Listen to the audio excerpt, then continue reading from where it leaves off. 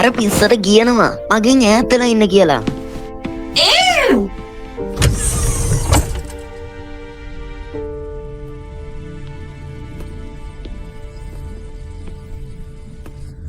Shadow ඔයා හොඳින්ද? මරියා මම හොඳින්. ඒක නිකම් ප්‍රොෆෙසර් මාව නිර්මාණය කළේ ඒලියන් DNA පාවිච්චි කරලා. එයා යාලව හැඳින්නුවේ බ්ලැක් ආම්ස් කියලා. මේ කීටකගේ තියනෙත්තේ සමාන DNAමයි. මේ කැත හදවතක් නැති සතාගේ වගේමයි. පිටතින් මම හැච්චු කෙනෙක් වගේ පෙනුනට ඇතුළතින් මොත් මේ සතා වගේම තමයි.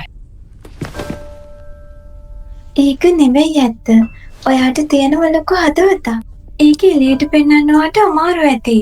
හැබැයි මම දන්නවා ඔයාට ඔයාගේ හිත ඇතුලෙන් හැඟීමක් තියෙනවා කියලා. මම ගැන මේ හැමෝ ගැනම. ඔයා කරන්නේ මොකක්ද? ඒ දේෙන් තමයි ඔයාව තීරණය වෙන්නේ. ඒ වගේම මම දන්නවා ඔයාට මේ ප්‍රශ්න වලට උත්තර හොයාගන්න අමාරු වැඩක් කියලා. ඒත් මට විශ්වාසයි. ඔයාට දවසක පුළුවන් වෙයි කියලා.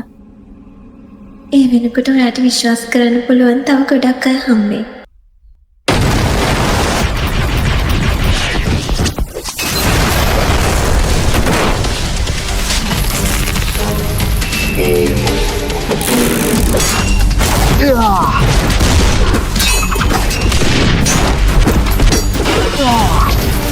මට මූල දෙනවා බාල නිර්මාණ.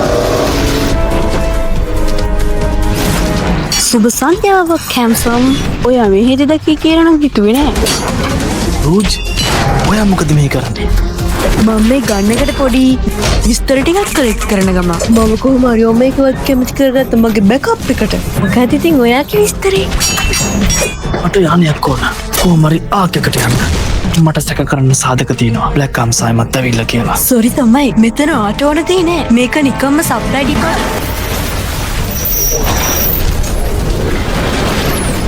පෝට් එකට නවත්ත ගන්න. කුතුර වගේ අයින් කරලා දානවා.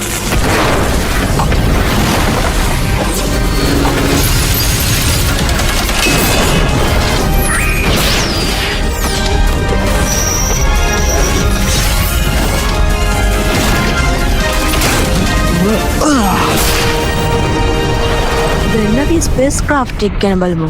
මට ඔයා ශිප් එකක් ගාවට එක්කන් යන්න පුළුවන්. හැබැයි ඔයා මට ඒ වෙනුවට පුරුදු වෙන්න ඕනේ. සොනික්ගේ බර්ත්ඩේ පාටි එකට එනවා කියලා. ඒ කියන්නේ ඔය කැමති? එහෙනම් දැන් කියන්න. ඔය ගම්බේස් එකට පනින්න කැමතිද?